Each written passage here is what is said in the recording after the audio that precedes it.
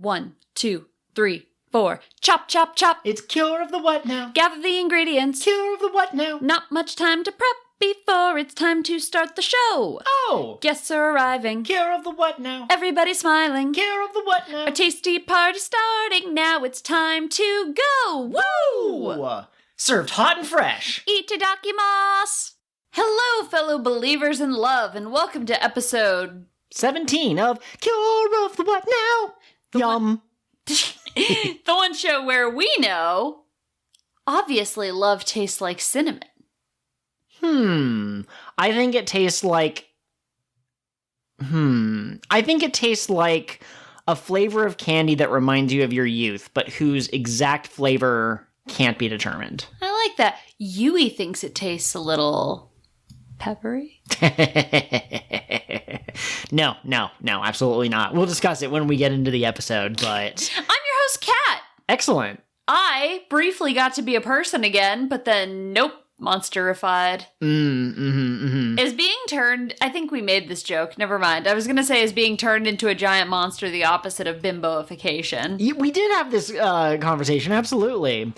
I'm your co-host, Joel, and also, I'm just here digging a hole, hoping my enemies don't notice, but actually they've been standing there talking about me for the last 5 minutes. I'm quite embarrassed. You know what's funny? Is I was actually about to ask you if you're playing Minecraft right now, so you are literally digging a hole, hoping the people around you don't notice. Okay, so technically, what I'm doing is I am filling in the lava with dirt. And so I'm not digging a hole, I'm actually filling a hole that is full of hot, goopy lava. Oh, jeez. Oh, dear.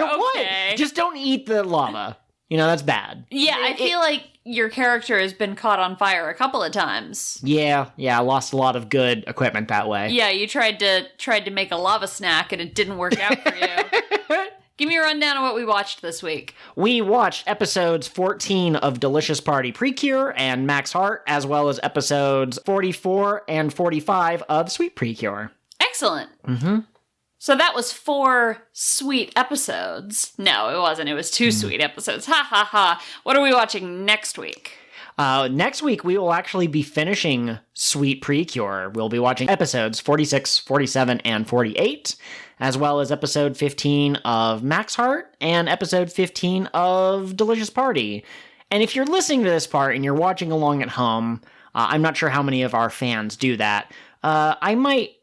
I think we're going to discuss something later in this episode about what episodes we'll be watching, but we're definitely finishing Sweet, and we're definitely watching episode 15 of Delicious Party. Excellent.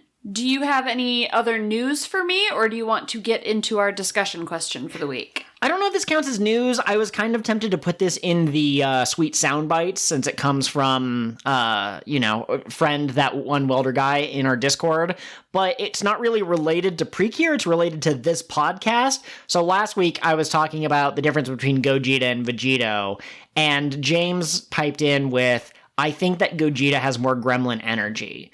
And he's right, but he's wrong at the same time, because Gogeta's had 3 different appearances throughout Dragon Ball Z, Dragon Ball GT, and Dragon Ball Super. And technically only one of those is canon, the one in Super. In Super and in Dragon Ball Z, the movie with Janemba, he's serious in both situations. But in Dragon Ball GT, he's so overpowered that he takes the bad guy who's been mopping the floor with all the other characters and basically toys with him. He goes like, this is my ultimate attack, and this is the giant laser, and the guy goes, I have no way of blocking it, and then Gogeta goes, and he shoots like confetti, and then Omega Shenron's like, oh, he's just messing with me. And even though Gogeta knew he couldn't wait 30 minutes to finish off his opponent, he waited like 20-ish minutes, but he was so powerful that they unfused. So definitely more gremlin energy. Absolutely. I love the idea of the combination of Goku and Vegeta being an overconfident idiot. Yeah, absolutely. The most toxic traits from both men in one. Well, see, and that's what I was trying to figure out last episode. I know this isn't a Gogeta Vegito podcast, but I was trying to figure out if they have deliberately given certain traits to Vegito and some to Gogeta, but I think both of them are pretty cocky. But I think Gogeta has been shown doing more silly stuff than Vegito, which is where I think the gremlin energy comes from. Gotcha. So, I mean, with that in mind, I have a discussion question for this week that's a little outside the norm for our discussion questions. Okay? All right. Mm-hmm. This is going to be something of a debate. I believe Dragon Ball whatever can be classed as a magical girl show. Consider the following. Head empty main character, believes in friendship. Okay. Chasing after scattered items that are important to restore balance to the world in some way. Incompetent villain team wants the items. Villain eventually becomes mid-season partner and also gets matching transformation. I'm not sure how I feel about this, because I don't think that the transformation is inherent to, like, Goku and all of the Saiyans, they get Super Saiyan powers for days. Piccolo becomes a Super Namekian. No one is debating that there aren't transformations in Dragon Ball Z. Cell had a series of transformations. Frieza had a series of transformations. However, it's not as if every fight that Goku goes into, eventually he becomes Super Saiyan, but that was way further in the series. Like, before that, you had martial arts tournaments, you had him fighting Tien, you had him fighting Master Roshi, and in none of those did he have a transformation sequence. Does he not transform metaphorically? No. With each new foe that he fights? No, I don't think so. I don't... You don't think so? You don't think Lil Green is a fairy? His name is Dende. That's his name! I knew he had a name. Chaozu could also be a fairy. Chaozu's annoying. That's the little dude, right? He's the little human-looking dude. So there's Chaozu, who kind of looks like a mime, and he's like Tien's understudy or something. They showed up as like a pair duo, and one of them messed with Krillin, and one of them messed with Goku. But there's also a talking pig and a talking cat who can both transform. So I would submit that Puar and... Oh no. Is it Purin? I think his name is Purin. But I think those two are the fairies, if we were going to go along with it. Also, no, you gotta rattle off 4 points. I've only made 1 point. Okay. In all of the PreCure scenes that we watch, they spend the entire season getting this magical item and it gives them ultimate power, and then they never really, like, have to collect it again, except maybe Max Heart, because the writers for not Max Heart, Futari Wa, because the writers for Futari Wa had to write a second half of the season they weren't planning on.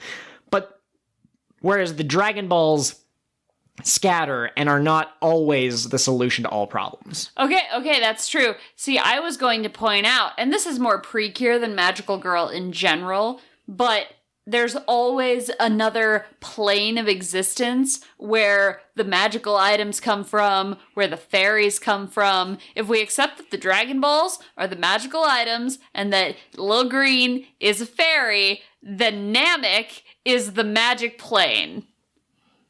You know there's actual hell in Dragon Ball Z, right? Like, eventually they fight the King of Demons or whatever. Yeah, I know. Whatever, man. That's not relevant to this. Oh, okay. I'm just saying, I feel like that feels like a whole nother dimension, compared to another planet. In Fresh PreCure, there were a bunch of other worlds. There was the Toy World. I can't name any of the other ones. I think there was a Sweets World, actually. There might have been, yeah, absolutely. Oh, that's where Tart and Chiffon were from. Yes, it is. Head empty.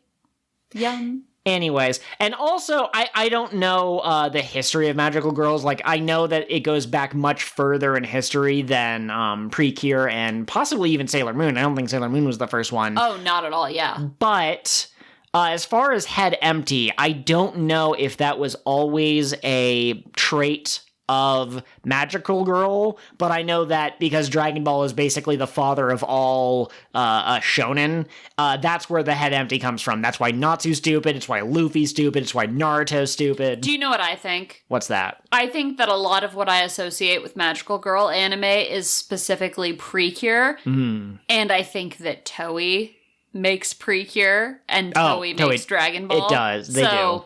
Probably a lot in common there. I think that they kind of have their core writers. It's the same reason PreCure follows a lot of the same beats as like Sentai and Kamen Rider. These are the beats that work for their target audience. Yeah, absolutely. Let's see. So, would you consider Vegeta the mid-season cure based off of the character rosters? Yeah. Okay. Because, like, you think that villains become heroes in Dragon Ball Z because it happens with Vegeta, and it happens with Android 18, now that I think about it, and it happens with anyone else. I guess Majin Buu technically becomes a friend, but in Dragon Ball, it's literally every fight. He runs into someone's like, this person's stronger than anyone I've ever faced before. 3 episodes later, bam, best friends. Yamcha was a villain. Tien was a villain. Yajirobe was a villain. I bet you don't even know who Yajirobe is, because he's not in Dragon Ball Z. He's in, like, one of the movies for comic relief, and he does one really cool thing when Vegeta comes to the planet. But, like, there's so much power of friendship in Dragon Ball compared to Dragon Ball Z. Absolutely. It always is amazing to me to remember that Dragon Ball was around a lot longer than all of the other kind of big anime shonen that we know of. Yeah. Like One Piece. The writer for One Piece, Ichiro Oda, described being in middle school, I think, when Tien died, and just running down the hall screaming about Tien dying, and everybody gathering around and being really upset. Quick correction, it was Krillin. Krillin was Goku's best friend, and also former rival. Yeah, but he was names. He was the first legitimate death in Dragon Ball Z. Anyway, the point is, I was like, wow, you were in middle school while this thing was airing and getting to major character beats. So, fun fact about Oda, that was the moment. He already had been writing his pirate manga. He had been working on it since he was 10, but that was the moment he knew for sure he wanted to be a mangaka, because he was like, this is how stories can affect people. I want to affect people this way. Oh, yeah. And the My Hero Academia author, Horikoshi? Horikoshi. Thank you. I butchered the name, and I'm so sorry for that. But he looked up to One Piece. He did, like, fan art of some of the characters before he became a mangaka publishing for Shueisha. He also did PreCure fan art. So can you imagine if he had gone in a more PreCure direction than in a shonen direction? I think I would have loved to see a Horikoshi take on magical girls. Here's a question that has nothing to do with PreCure. Also, I have something fun about Dragon Ball I want to get on before we move on to our actual, PreCure topic. Do you think the over-sexualization of Horikoshi's female characters comes from him, or do you think it comes from the manga company saying, we need this to sell? This is how we... Little bit of both. Okay. I think it's been normalized in the industry to the point where he was like, I like looking at big booby ladies, and they say, bring on the big booby ladies, so I'm going to include them. But I think if he were writing for somebody else, maybe he would have kept that to himself. Okay, I'm just saying, if it's like some inescapable part, like if all art he always draws is horny, then he wouldn't really be fit for PreCure. But if it's something that he does for the marketing side, then I think he could change his style. Yeah, no, his fan art of PreCure is so good. His picture of Cure Flora, she looks like she's going to murder you. Okay. You've shown that to me before, but I need to refresh my memory of what it looks like. Really quick, I mentioned that Hell's a real place in Dragon Ball Z, and I was specifically talking about, I think his name is Diaboro from the Buu saga, but in Dragon Ball, there was a guy named Devilman. Dragon Ball was very silly compared to Dragon Ball Z and Super. But he had the power to amplify the evil energy in someone's heart to the point where it caused their heart to explode and they would die. And Goku beat him by having no evil in his heart. He was so pure. He was like, nah, man, nothing. This doesn't work on me. Aw, that's nice. That was actually a really cool arc where they were fighting all sorts of mythical monsters, and the last one was a strange warrior who seemed to know all of Goku's moves because Goku famously killed his grandpa on accident when he turned into the great Ozaru monkey ape, and the mysterious fighter was his grandfather who came back for like 24 hours or something and was able to like teach him like some more lessons from beyond the grave. Is this the plot of Disney's Coco? I've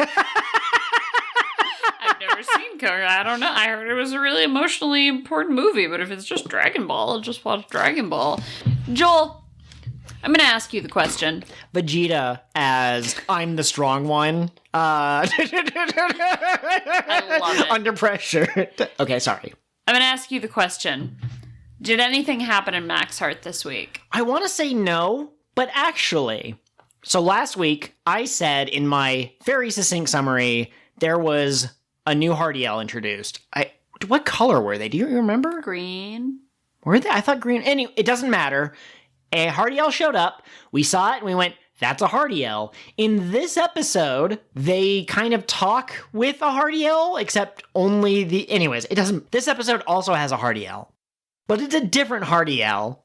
We get its name, her name, whatever, and she shows up, but no one interacts with her. Except for Seikun, who is like, could you just get in the chair act? And yeah. she's like, no, I want to watch Nagisa like boys. Yeah, so... yeah, it was a nothing burger of an episode, but it was interesting that I think maybe I'll go back and watch parts of 13 again, 13. But I think that they introduced one Heartiel, and in the next episode they just went with a completely different one. So, what was it that I was comparing that to right before we started recording? Superheroes. Oh yes. So, if it's true that this Heartiel isn't the same one that they hinted at in the last episode. I just want to be clear. Joel was yelling after we watched that episode. He was very upset. So this is measured. Yes. But imagine if you saw the DC movies where the first... Just pretend there's an alternate universe where the DC extended universe or whatever they're going to call themselves actually had a plan to begin with. First movie, you get introduced to Bruce Wayne as Batman. End credit scene, he meets some young kid named Barry Allen. And then the next movie you get is a Flash solo movie where Barry Allen learns to be a superhero and maybe Batman helps him in some way as a mentor and then they form a friendship. And then the next episode, the next movie, you have Diana Prince and she's really cool and turns out she's a superhero. And then the end credit scene, Bruce Wayne comes to visit her and he's like, I have an offer for you or whatever the heck. And then after these three movies, they do a Justice League movie, and it just opens up, and it's Batman, and it's the Flash, and it's Wonder Woman, and Green Lantern is just there, and they go, thanks for joining us, Green Lantern, and they all know him, and they all have a relationship with him, but they never introduced Green Lantern before that. I went to my doctor this week, and I said, Doctor, something is wrong with me. My heart physically hurts. It feels like my entire body is constricting in on itself. And he goes, that sounds really serious. Does it happen all the time? Does it happen at the same time of day? Like what how regular is it? And I said, it's not actually that regular. And I thought about it and I went, it only happens when I watch Max Heart. And my doctor, he laughed and he said, yeah, Max Heart is pretty mid so far. So what I would prescribe to you, instead of watching one episode a week and making it last for 48 weeks, that might actually kill you. It might be better to just shovel all of that spinach down your throat, and it will hurt worse in the short term, but it'll be over faster. I did suggest this a couple weeks ago. I'm glad your doctor has medically verified my advice. Whoo, boy. I really thought that you were leading into a great clown Pagliacci joke. Doctor, I am the great clown because I keep watching this fucking show. Whoa! But, Doctor, I'm depressed. It's simple. Stop watching Max Heart. But, Doctor, I am a podcaster who's obliged to watch Max Heart. Anyway, yeah. So, I mentioned last week I guested on another podcast, PreCure Podcast Engage. I watched, episode 43, so pretty far into the series. And they did the same thing in that episode, where Heartiel just kind of, popped up because, somebody's feeling an emotion, and then it was in the chair act.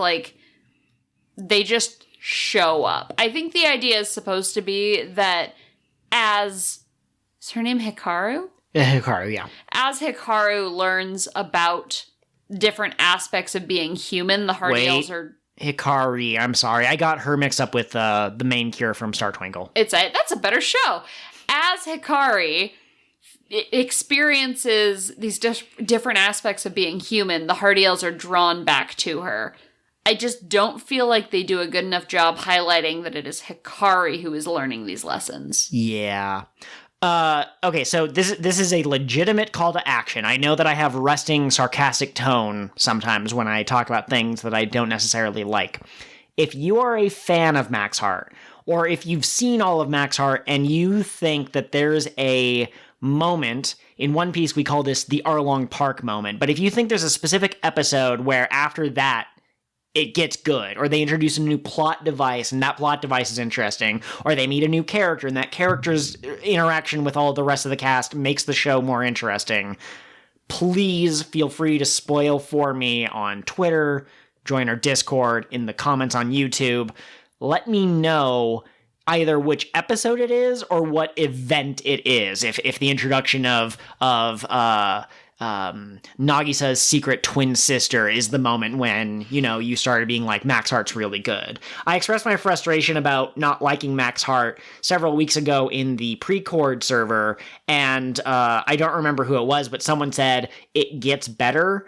I am losing faith that I believe them, or that I am having a different experience, that they really liked it. Good for them. I'm not.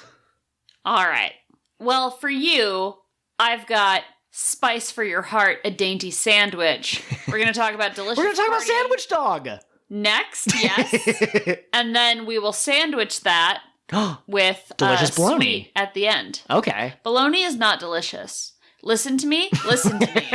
We are not a bologna household. Pure bologna! No, we don't eat things like that. She makes practical jokes. She tells lies. She's an Usopp because she's full of bologna. Toei, please hire me. I swear to goodness. B-O-L-O-G-N-A. I will learn Japanese. Joel would be such a good writer. He has a screen, what's it called? A screenplay? A script? He has a movie about time-traveling Santas, and it's incredible, and I'm not going to spoil it for you. If you see him at a convention, ask him to give you his time-traveling Santa pitch, because it is the best thing I've ever heard. Tell me what happened in Delicious Party this week. What happened in Delicious Party this week? Okay, you were right. Congratulations.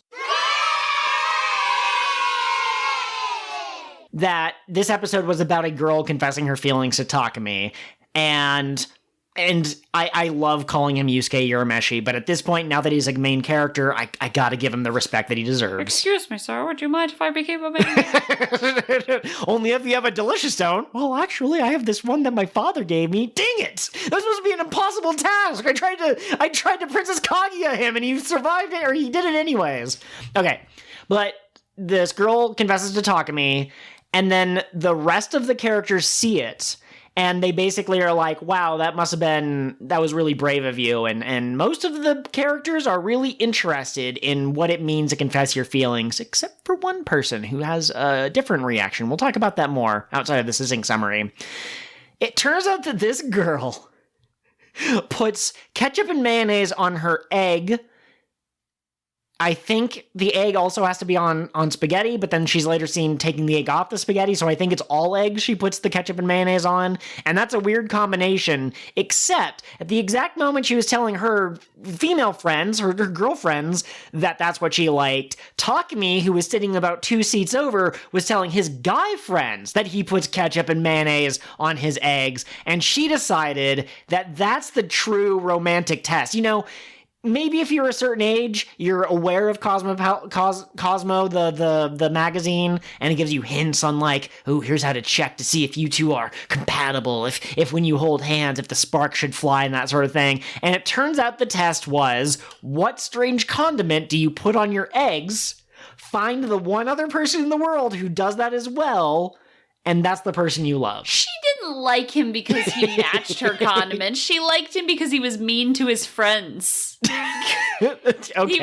He was like, you think this is gross? F you. I've seen your bedroom. Okay. He was confident in standing up for what he believed in, which apparently was ketchup and mayonnaise on eggs. If I see you do that, I will call the police. I am not kidding. That is a crime. And if it's not technically illegal, it certainly should be. Okay, so what if everyone write your congress member right now, if you're in the United States, tell them that this is the number one issue facing American citizens right now. But no. Is it the combination egg plus ketchup plus mayonnaise, or is it egg plus either ketchup or mayonnaise?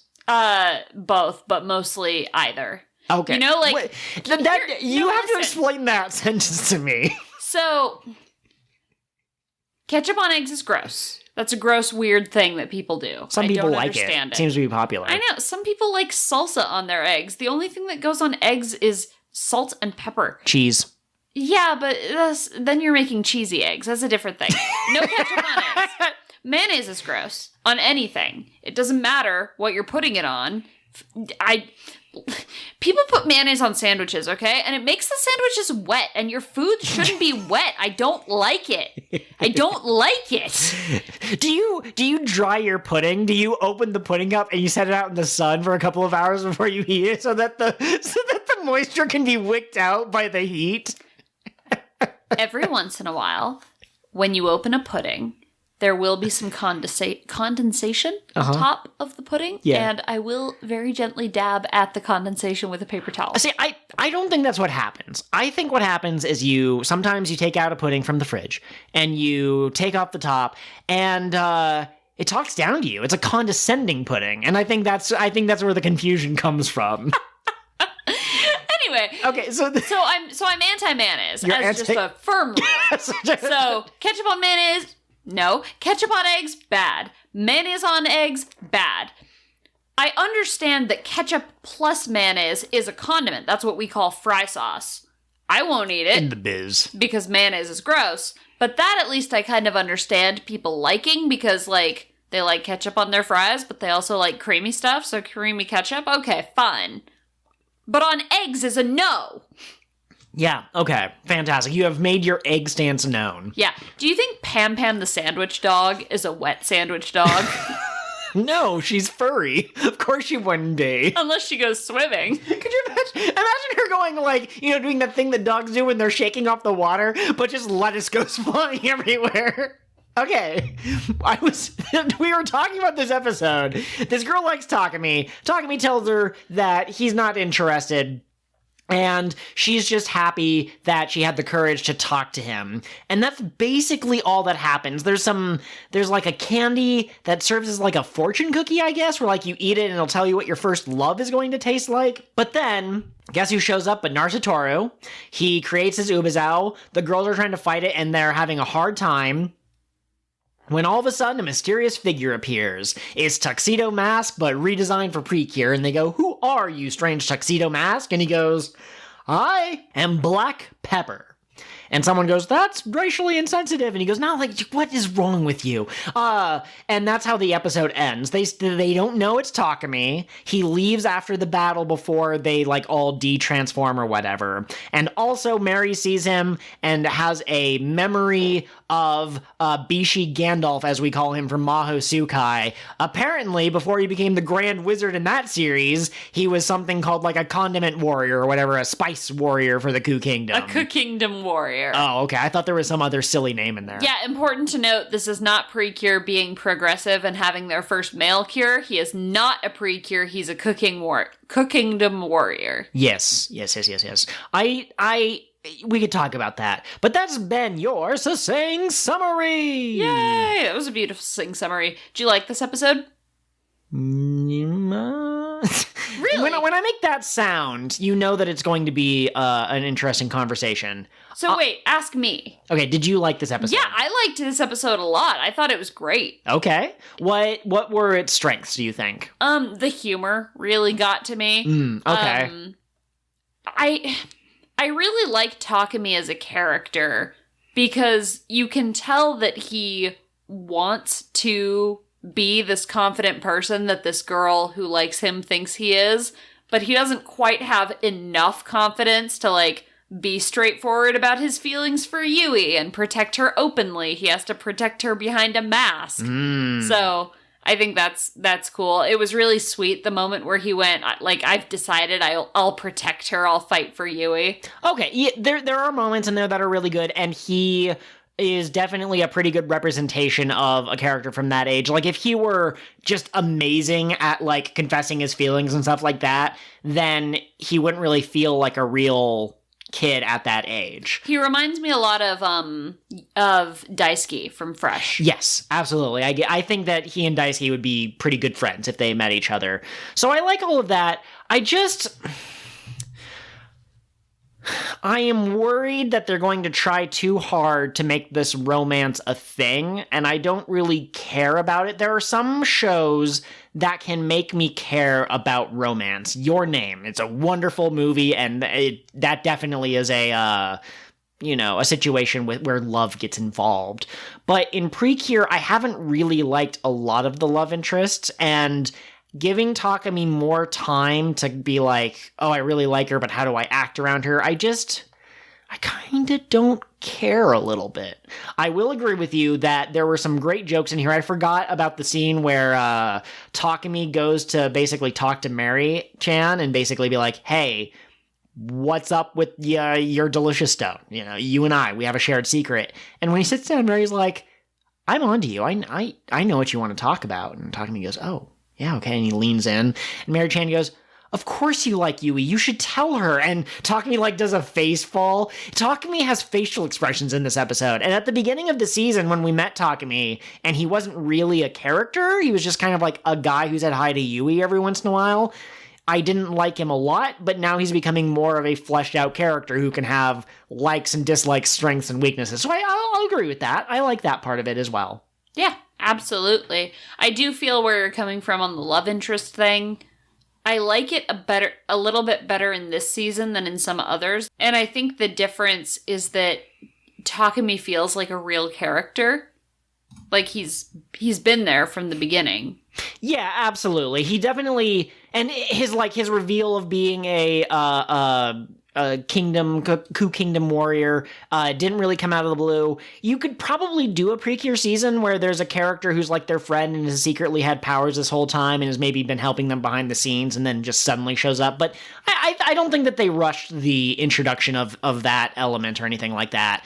I think that I have a theory about how he's going to fit into the team based off of what Narsatoru says in this episode. So Narsatoru notices that Mary-chan is pretty astute. He's really observant, but he doesn't have any fighting powers himself because his Delicious Stone got damaged. Well, what's Takemi's situation? Takemi seems to have some pretty cool powers, but he's never used them until last episode. He's been hiding from them this entire time. He's inexperienced. So I think that Mary and Takemi are kind of like the power duo, not in a romantic sense, but in a one's the mentor, one's the mentee, and their differences will make their friendship stronger. I love the idea of them tag teaming it.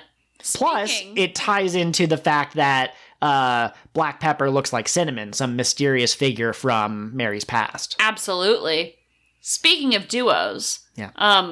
This is not an original cat thought, do not steal. I saw somebody on Twitter talking about this.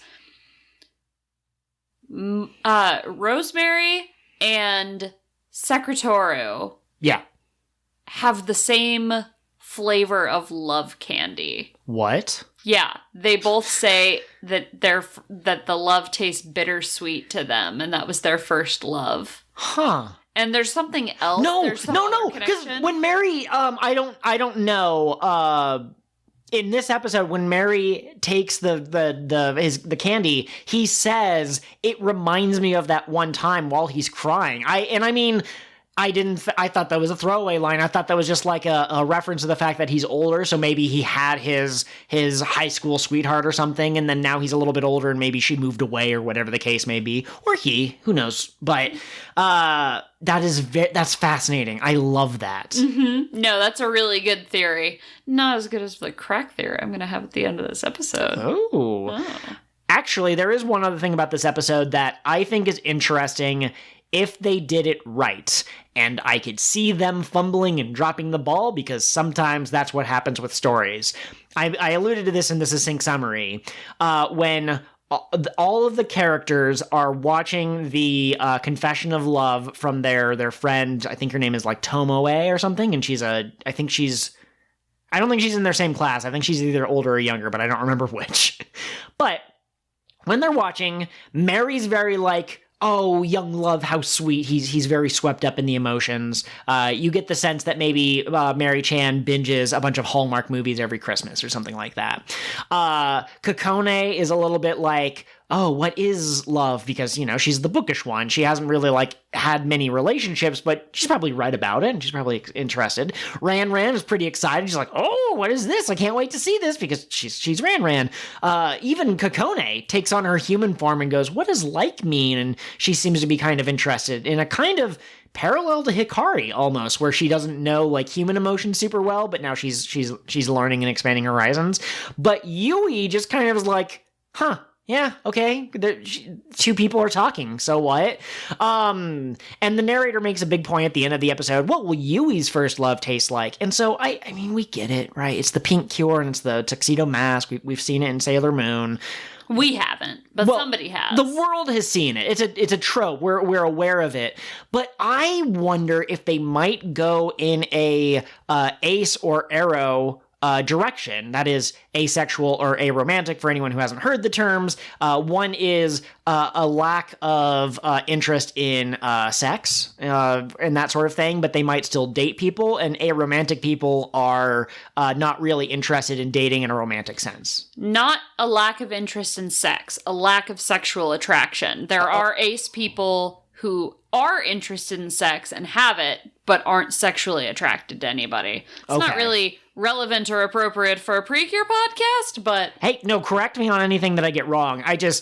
I'm going to need to think about that for a second to try to, like, internalize what that would, like, look like, kind of a thing. But anyways, it would be interesting if they just straight up made her not interested, either not interested in boys or not interested in any kind of relationship like that. Diversity and inclusion is important. However, if this goes in a Love Daisuke direction from Fresh, where Takumi clearly has a crush on her, and maybe she begins to slowly, like, realize his feelings or something. That'll probably be, like, their mid-season power-up, or they'll have, like, a combo attack or something. Oh my god, they could have a combo attack. Yes. But if it's just like I've always liked you, I just didn't know what like was...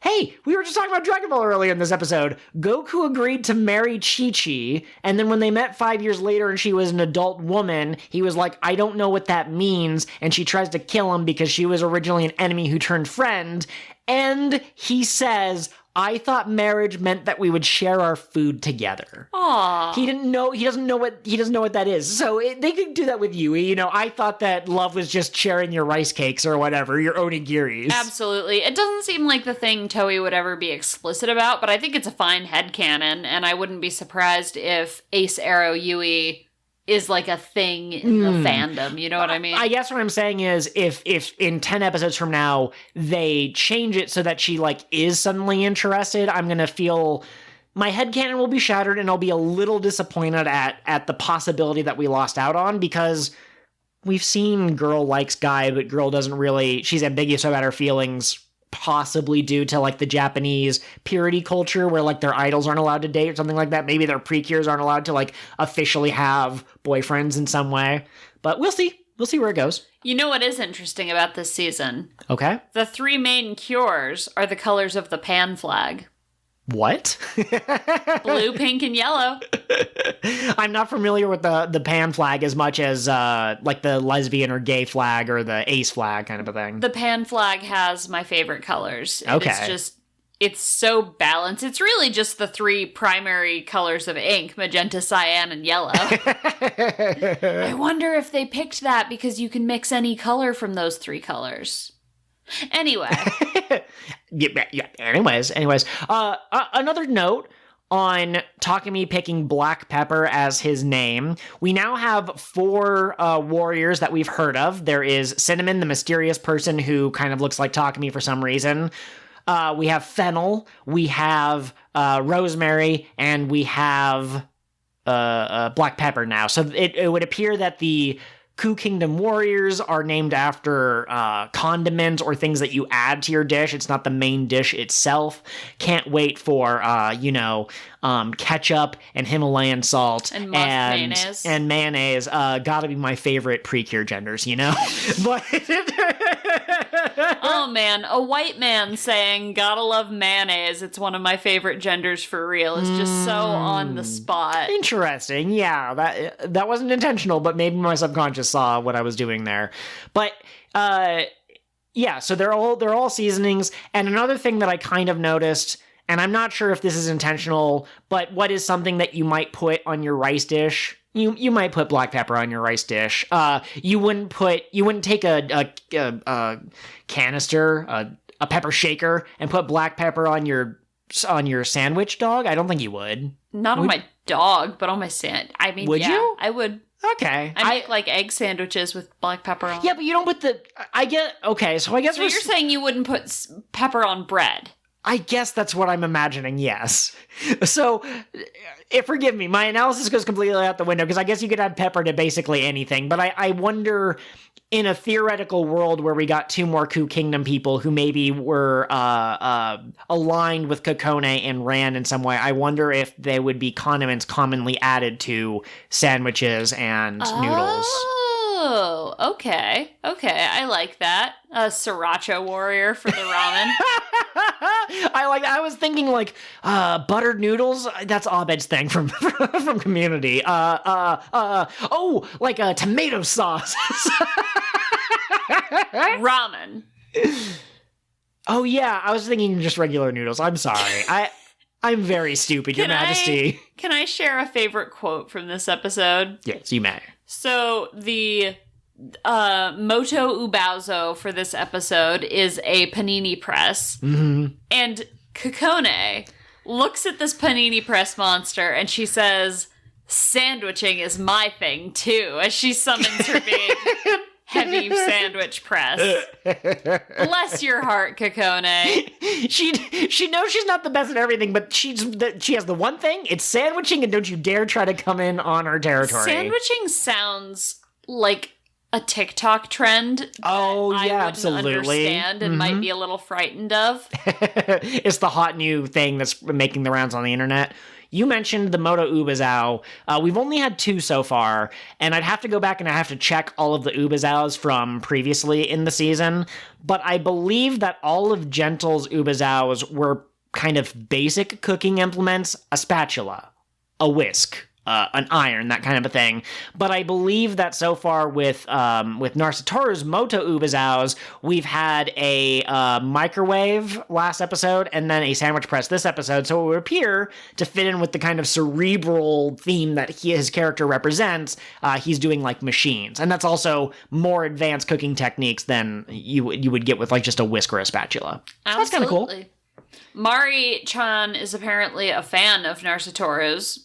He said in this episode, "I'm a fan of people doing their best." Oh, I don't think Narsatoru is doing his best. Really? You think he could do better? Okay. I guess I was thinking of good as like good, you know, like I'm saying? Like Superman does good, but we do well. So I think Narsatoru is doing well, but he's not doing good. There's a Stephen King quote from his book Misery that lives rent-free in my brain, but it is, "The best I can do is the worst I can do." And that's Narsatoru. Okay. Yeah. I like that. I did like, was that this episode or last episode? At one point, Narsatoru says, "It's me, I'm here." And all of the other people go, "What?" That was last episode when he first introduced himself. But what a perfect response to a character who's literally named Narsatoru for all of these other characters to be like, "We don't care."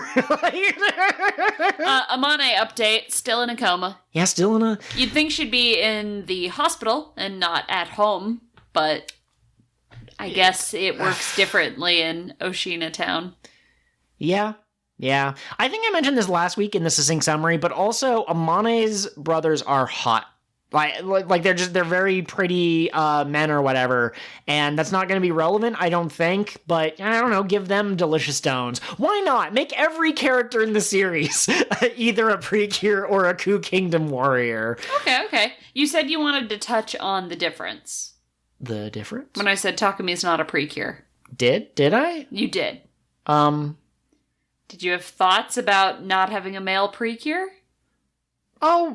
Sorry, not really. I think it would be cool if they had a male PreCure, but, we've talked about it before. Japanese culture is kind of conservative in a lot of ways, and maybe the magical girl genre is the place where they could be a little progressive, I guess, where they could kind of break the mold. But it wouldn't surprise me if the Toei execs are like, listen here, you come here, you come in close. You can put the girls in space.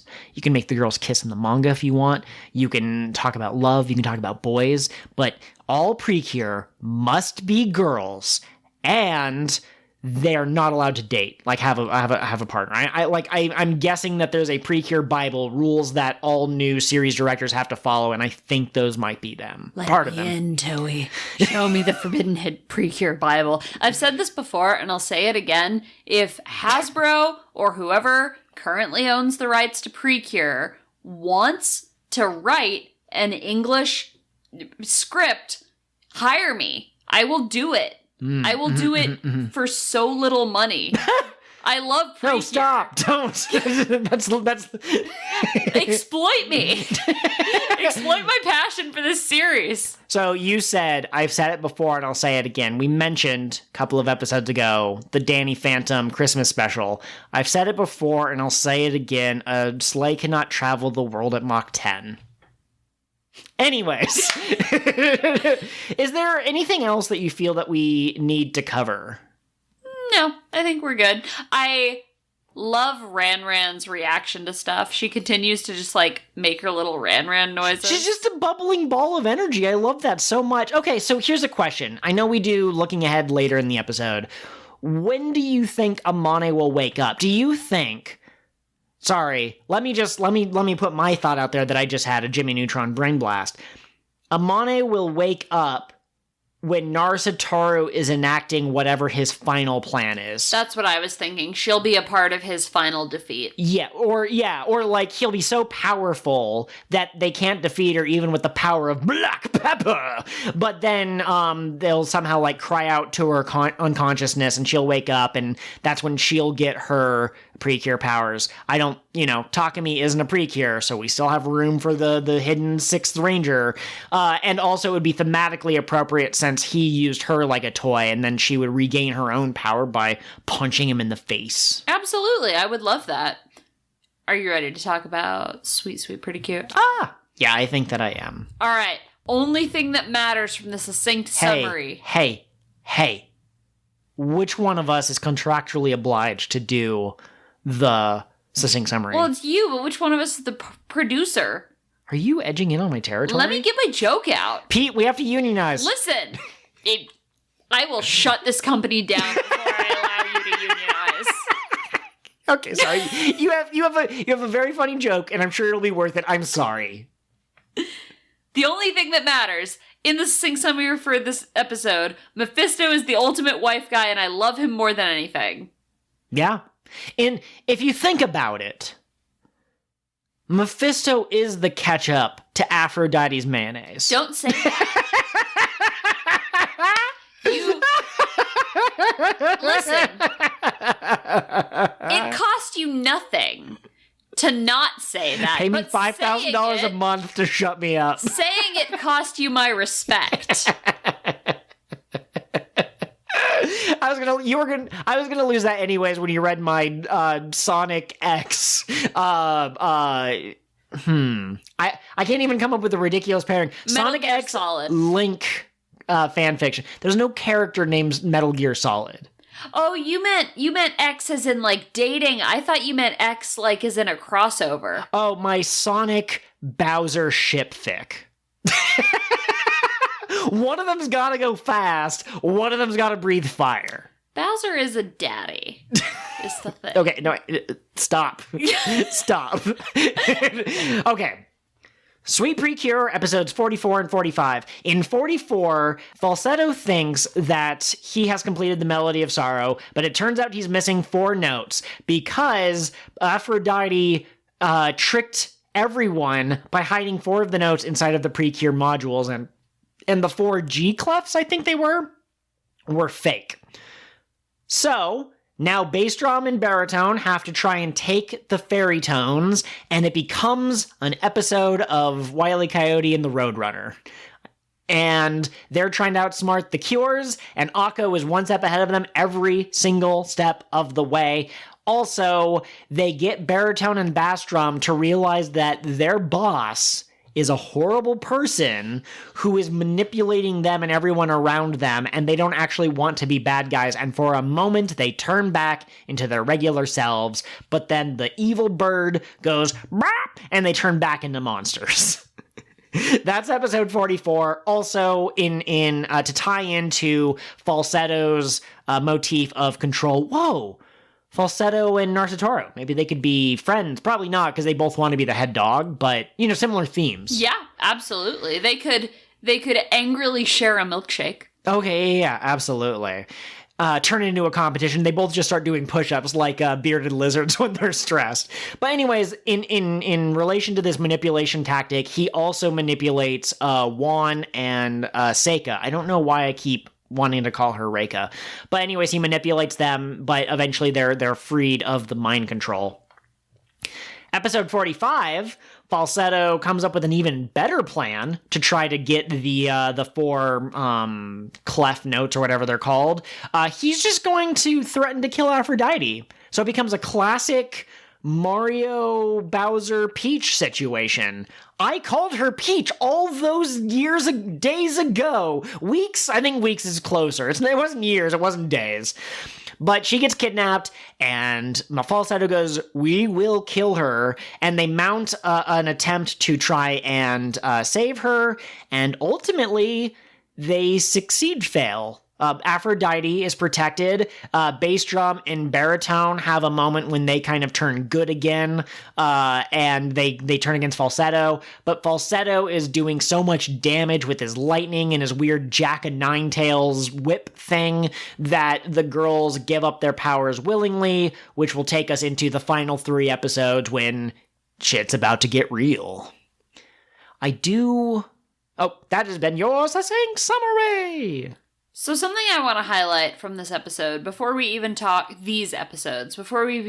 about whether or not we liked it, is you mentioned that Falsetto decides to kill Aphrodite. That was not us being hyperbolic. He looks at the other two and he says, kill her right now. Mm-hmm. As Akko's standing there yelling, keep your hands off Mom! Absolutely. And I mean, that's the culmination, that's the peak, that's the climax, that's the final moment of the episode, or the final moment of the action of the episode. But earlier in the episode, he explicitly threatens to hurt her if they don't come and bring the clef notes. Falsetto didn't realize that the girls were really good at thinking ahead last episode. So this episode, he's prepared and he has Noise detect whether or not they're real fairy tone modules or fake. I will say, I kind of don't like this episode a little bit, because I know that the bad guy in every PreCure season that I'm aware of has a moment of becoming the ultimate power and things look truly hopeless. And we did peek at the next time on Sweet PreCure preview, and it looks like it's a Christmas episode. And what a wonderful way to have a bright shining light in the middle of despair, to have it be on the Christmas episode. But it felt like they had the advantage of numbers. There was Falsetto and this bird, and the bird's more powerful than it looks, but I mean, I'm assuming that's not the bird's final form, that P-chan has an actual, Noise-sama form. But they had Mephisto was there with his, saintly energy. Aphrodite is there. I assume that she can cast, healing spells. I mean, she's a woman. She's gotta be, Okay, listen, I need to make this perfectly clear. I am satirizing the media. I do not think that myself, but, a lot of times the female characters have healing powers, or female characters are so weak that their own stands will kill them, or a female warrior is actually a competent fighter, just becomes a nagging mom in Dragon Ball Z, to bring it full circle to the beginning of this episode. But Aphrodite's there, Mephisto is there, baritone and bass drum are there. You have the 4 girls who have, in every previous episode when they've got knocked to the floor, they've pushed themselves back up and said, we will fight. And one of them specifically even says, I must do this for all women.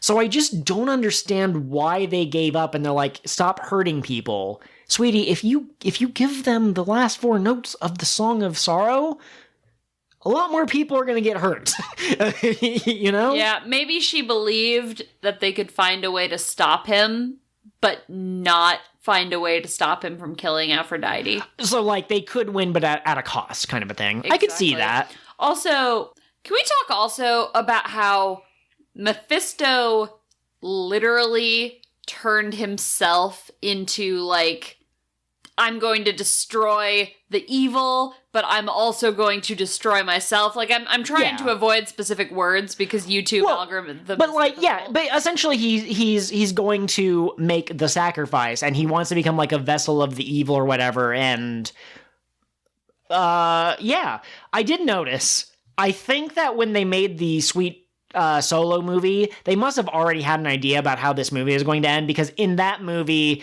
Aphrodite asks Mephisto to destroy her while she is hosting evil inside of her. And in this episode, Mephisto took the evil that was in bass drum and baritone and was asking them to destroy him. And there was something else from episode 44 that was also like that's directly from the movie. Oh, no, it's next episode in the preview, people are going to be turned to stone just like in the Sweet Solo movie. Yeah, absolutely.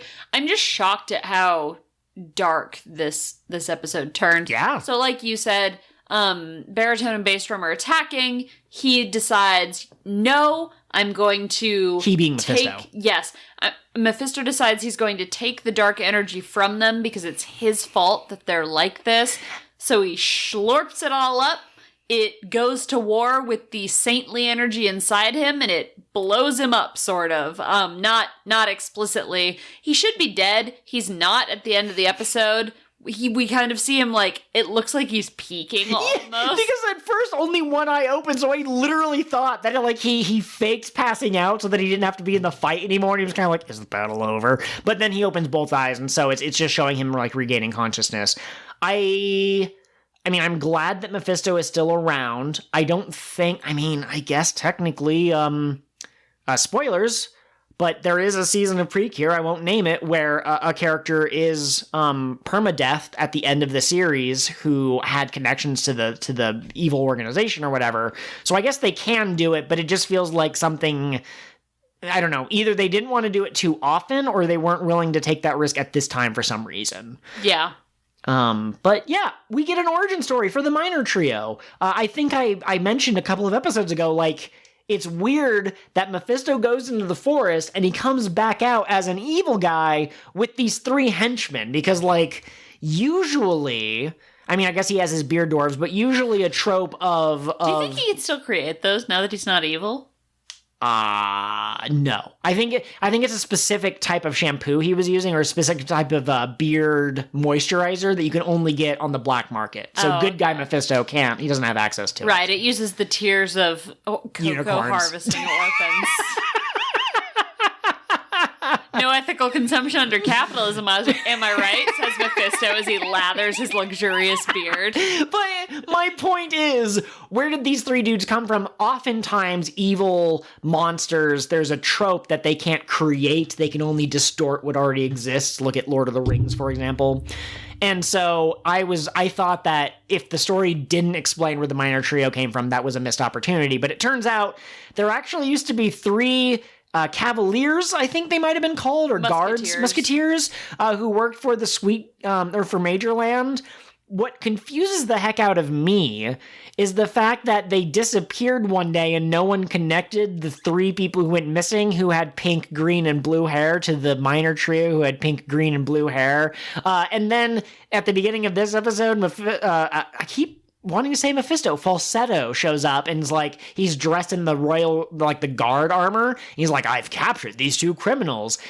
You haven't been here for 4 months, falsetto. You think that you can just, like, put a thing, like a mask over your face and people won't recognize you? It's obviously you little bastard. I'm not gonna lie. I thought that it was a lady guard at first because I thought that he had curves. Okay. But I was just misseeing things. And then when you were like, oh, is that falsetto? I was like, no, it's a girl. And then he took off the mask and it was falsetto. And I went, what? Listen, there are accessories that can help contour the body. You know, cosplayers use it all the time. So for some reason, falsetto decided not only was he going to dress up as a guard, he wanted to dress up as a lady guard. I think this might have been something he's thought about before, something he's written in Dear Diary. Dear Diary, I had a dream that I was the female knight again. All right. I will use whatever pronouns falsetto prefers. We're very silly today, and I just love it. We are, yes. Happy Pride, everyone. Something I mentioned to you off mic that I'd like to touch on is that baritone and bass drum were not reverted back to their musketeer selves. They were reverted back to their servants of evil, but not completely Their corrupted. original minor trio forms before they got monsterized. Right. And I really like that because it allows them to make a choice later when falsetto says, do thing. And the girls are like, please don't do thing. You can see that they are conflicted. Yep. And I love the idea of them actively choosing to do good instead of just, we were a puppet for evil. Now the evil's gone. So whatever. Of course we're not going to choose evil. Like, power is still there and it's still alluring, and so they have to overcome that for their friendship. Joel's really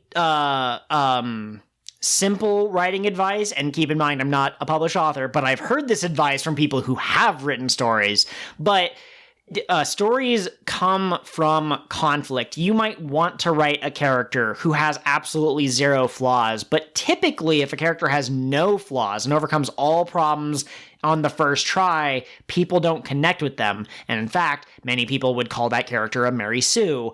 And so having characters who were formerly evil, who turn good or partially good, and they have to make a choice is more interesting than just, like you said, I was pure good until one day someone made me eat a Tic Tac of evil, and today, when someone punched me hard enough that the Tic Tac of evil was dislodged from my throat, I'm now pure good again. It's more interesting if they have to kind of grapple with what they've done. There is one thing from this episode that makes me go, huh?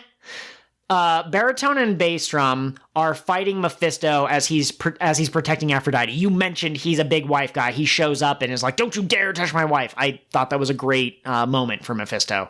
But he's fighting bass drum and baritone while the Cures are fighting falsetto. And he's like, I need to save these three because they were the musketeers. I turned them evil. He helps free baritone and bass drum. And then at some point, I'm pretty sure he tells the girls, like, all right, unleash your friendship blast on the third member of this group of three that I turned evil. I can save these two. I can save Frogman and tall blue-skinned boy, the Avatar boy. But the Phantom of the Opera over there, he's gone. We can't save him. So here's the thing. All three of the musketeers were on the N-Anon forum. That's the Noise Anon forum. Absolutely. And so they all got some bad ideas in their head. These two were kind of on the fence. They were like, we don't know. Meanwhile, falsetto is planning to storm the major lands. So what you're saying is that baritone and bass drum might have derided other people who thought that Major Land was great, and they were like, no, it's really bad. There's corrupt politics going on in there. But they weren't the ones raising the funds to donate to a misinformation campaign about the policies that... Exactly, yeah. You know, like, they were just taken in by the promise of something greater than themselves, whereas... falsetto doesn't care about any of that. He just wants to see the world burn. Okay, yeah. We here at Cure of the What Now Yum would like to remind everyone that this is an apolitical No, we're making a statement, and I'm sorry if we hurt anyone's feelings, but the personal is always political, as they say. Absolutely.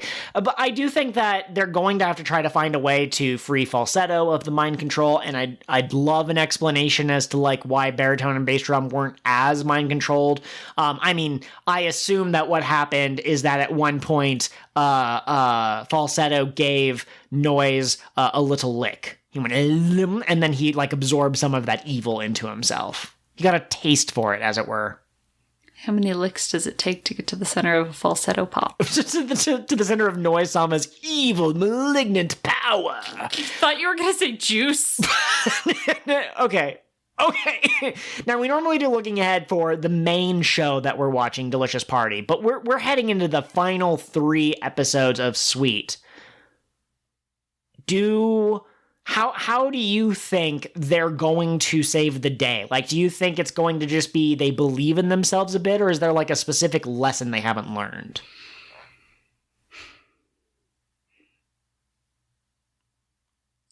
I'm not really sure. I think maybe it will be kind of like how in The Grinch, all the people were supposed to be sad, but then they all sang Christmas songs together and they weren't sad.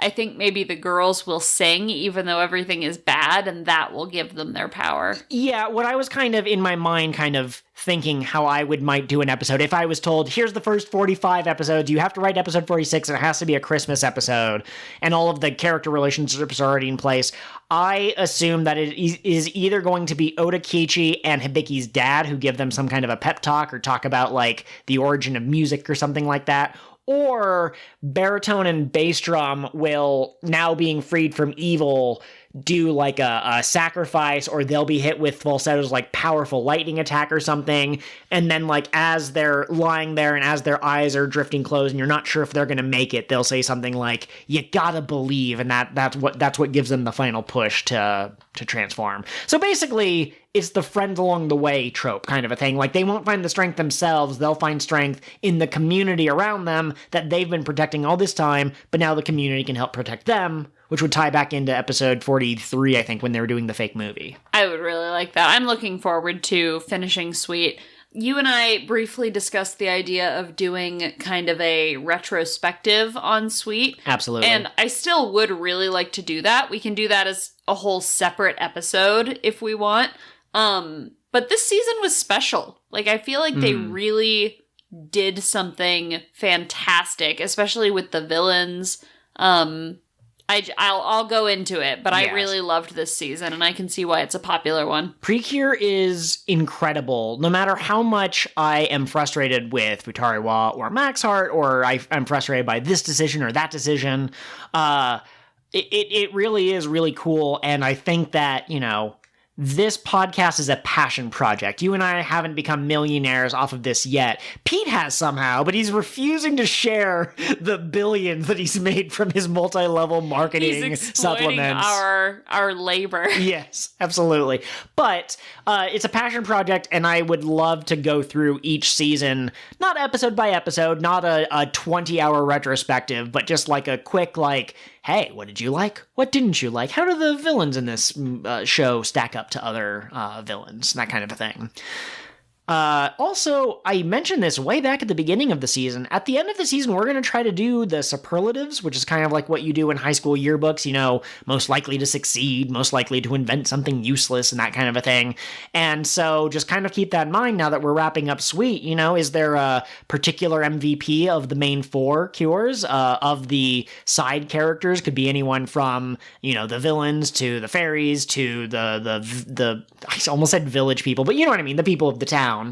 I think what I'm going to do as we get into, like, the final 10 episodes-ish of Delicious Party is I will make a Google Forms or a SurveyMonkey survey for vote for your favorite whatever, and there will be write-in candidates, and we will specify, like, which seasons the characters can be drawn from, and then we'll just post it everywhere. Yeah, I love that. I think another thing we could do, say we come up with 10 questions or 10 categories or 10 awards. At each episode, we could say, hey, reminder, the link's in the description. And also, today's question we're focusing on is, who had the best outfit? And I mean, we wouldn't give our personal opinions. We don't want to affect the answers, but we could say, yeah, here's one of the questions that we've chosen. I like that. I like that a lot.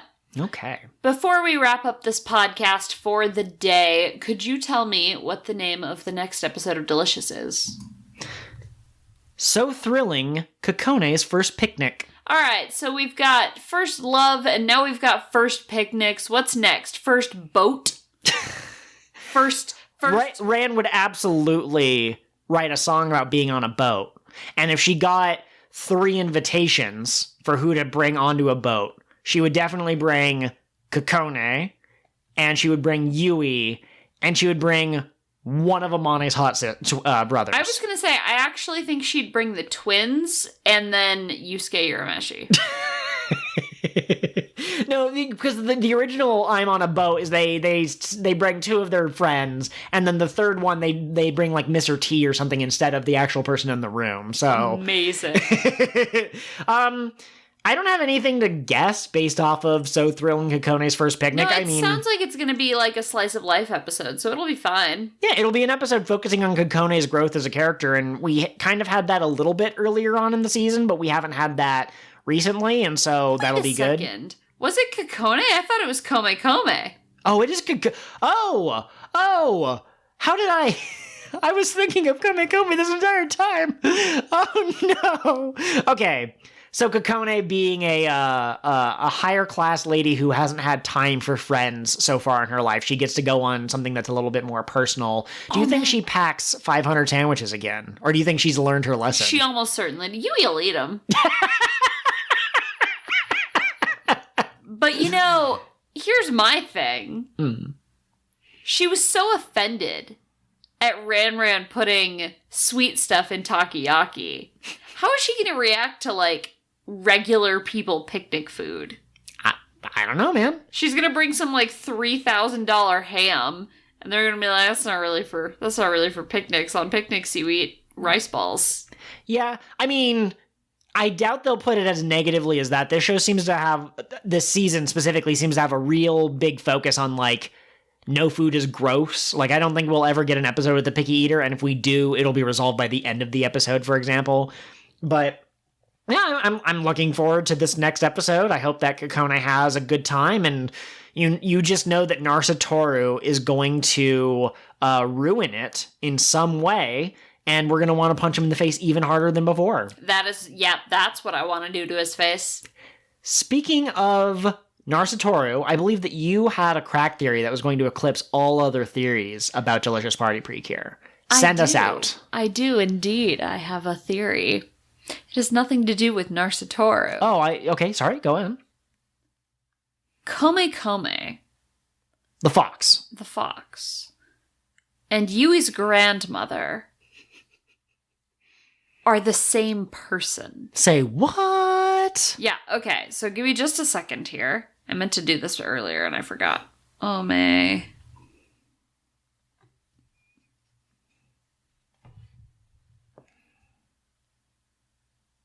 Really quick, while you're looking up what you're looking up, does she know that she's Yui's grandma? No. Or this will be like a reveal at the end of the series or something. Yes, exactly.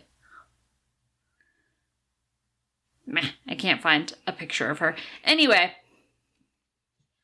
I'm pretty sure that one of Kome's human forms in the opening has the same hairstyle as Yui's grandma in the flashbacks. Additionally, we know that Kome is the baby of the fairies, and where are fairies born from? I assume delicious feelings. The hopes and dreams of the people, yeah. Right? Absolutely. And Yui's grandma had the most delicious feelings. And there's some old lady who narrates the episodes. So either her grandma isn't dead and she's just on a cruise or something, or Kome is the reincarnation of her grandma, and over time she will be brought back to her grandma-ly self. She does seem to be aging at quite a rapid rate as she gets closer and closer to Yui. And so you could theoretically, like, the opening only shows her going out to, like, young kid. But then maybe after young kid, boom, grandma. She'll be playing bingo. She'll be going on a cruise. She'll be calling up Pam Pam to explain how to connect to the internet. And she will be knitting a lovely scarf for Mem Mem. Absolutely. And that has been... No, wait. I saw somebody on TikTok knit a scarf out of ramen noodles. That is the scarf she will knit for Mem Mem. And that has been your do final thought. Outro goes here. Thanks for listening, everyone. And hey, if you have thoughts on Sweet PreCure as a whole, rather than just episodes 46 through 48, feel free to tweet them to us, or the Discord link should be in the description, and we'll either talk about that next episode or the special episode after that. Absolutely. And hey, if you put mayonnaise on eggs, I'm coming for you. The warden from Minecraft can use a sonic attack that goes through walls. That's what Catherine will do to you. You'll just be sitting there and you'll be like, is something getting closer? And then just bam, psychic attack through the wall. Not even the axolotls can stop me.